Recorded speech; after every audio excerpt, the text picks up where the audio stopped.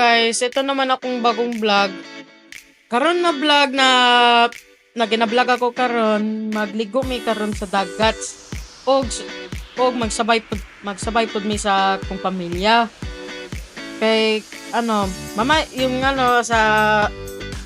sa oras naglakat mi sa 12:30 tapos naka-prepare mi pa sa panglakat. Pero na nag-fuel sa mi tapos dayon nakalakat na mi. Nanami sa highway tapos naka-convoy mi katong sa likod.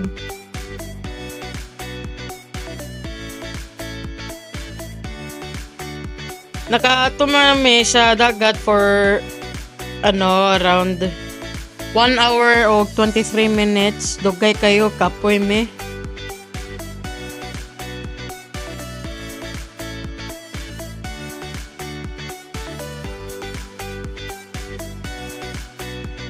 Ang tawa mga ganda gyud mga views ba, mga sceneries.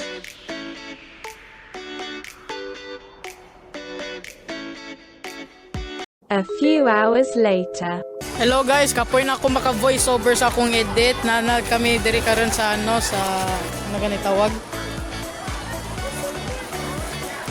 Nabot na kami sa sa swimming pool Latsa, kiping ang ganda kayo guys. 1 hour and 2 minutes nabot mi dire. Diba kuya? Ang saka kami. Hi.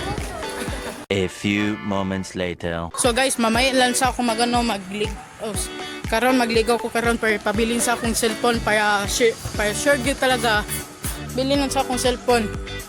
Maligo sa mi karon. 3 hours later. Karon gabi mga pinsan ko nakadula mi chest. Wala ko isang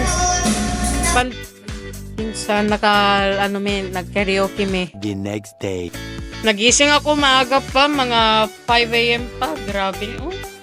Tawa, init na dayon ba? Karon maligo mi mamaya kay nag-prepare na gid sila kanang A panligo. few moments later. Thailand yun guys, wala akong nakaligo sa dagat or sa swimming pool kay ibilin akong cellphone direct just in case lang for sure good. Tapos na ako dire sa sa guest house. Diba Jumel? Akong cousin yan. So dire yun ang bedroom, may aircon, tapos CR, yes. So mamaya naman sa ako mag-vlog kay bago lang ako nagligo. So mamaya naman ako mag-vlog, mamaya yung pag after midtown siguro. Depende lang. So yeah. A few moments later. Salamat kayo tanan sa ninyong suporta. Mawala na itong vlog na ipakita ko sa iyo. Bye-bye!